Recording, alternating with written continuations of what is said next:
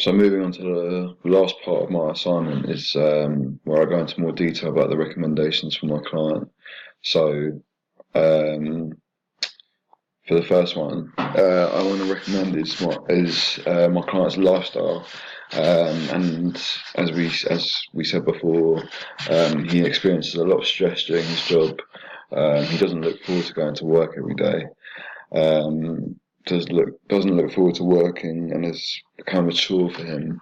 So he experiences an excessive amount of stress, and this may also be a cause for an unhealthy diet and his lack of motivation. So to counteract this and possibly reduce the amount of stress that the client goes through daily, I suggest that the client download Headspace. Headspace is an app designed to help with things such as stress, sleep problems, and anxiety. Sorry, that someone might have.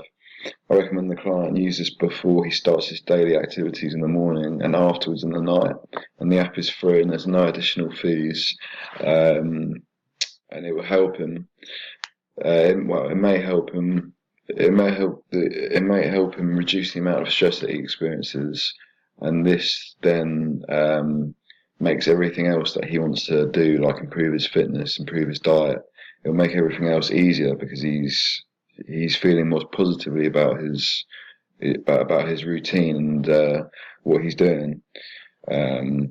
Whereas at the moment he might feel stressed and unhappy, so he's not really thinking about improving his diet and improving his fitness, even though he wants to.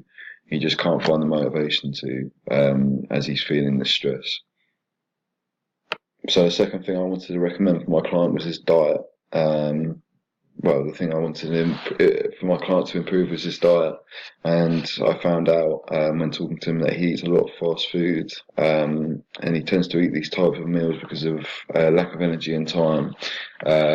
His water intake is poor, and he often substitutes it for fizzy drinks, which is the opposite of what he should be doing.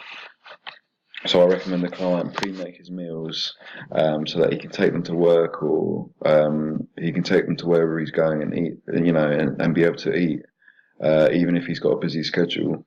So just preparing three meals a day, and thinking ahead about what he's got so that he can make these meals and eat them.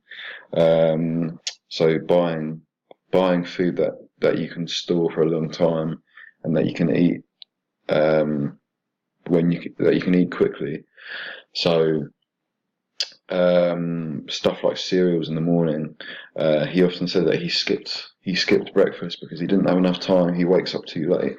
So just by waking up 10 minutes earlier and having a bowl of cereal, it quickly counteracts his problem. Buying cereals that he enjoys, that he likes, so he actually looks forward to having breakfast, is the best way to do it. Learning how to cook would also benefit him as well, as if he learns how to cook, he can learn to cook meals on his own. He can learn to cook meals after he gets home from work, throughout the day. And once he becomes good at cooking, if he sticks with it, he may start enjoying it. It may become a hobby, but he can also start to incorporate. He can incorporate healthier items of food into his meal. So he's still enjoying his food, but he's got a healthy option there as well. I'd also recommend my client reducing his salt intake, because salt intake's been proven to be linked to high blood pressure, and with his intake of fast food and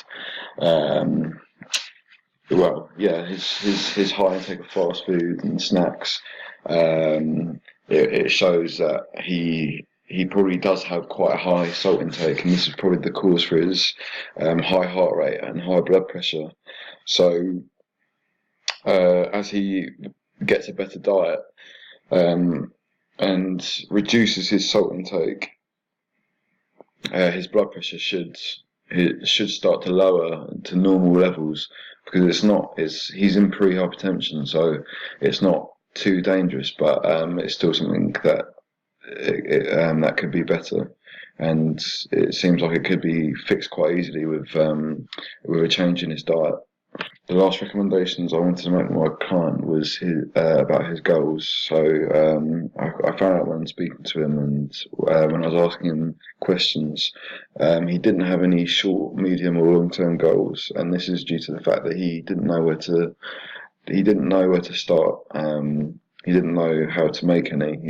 He wasn't really thinking about having short or medium-term goals. Um, he wasn't committed to a plan because he's never planned one before, and he has a vague goal of improving his overall fitness. Um, so I recommended that the client create short, medium, and long-term goals with the help of someone else. This is because having short and medium-term goals, you can see your progression as you complete the short-term goals. Whereas if you just had a vague goal like he does at the moment of just improving your overall fitness, you might give up soon after starting because you haven't seen any improvements yet, because your goal is too long term, and it will take time for it to be completed.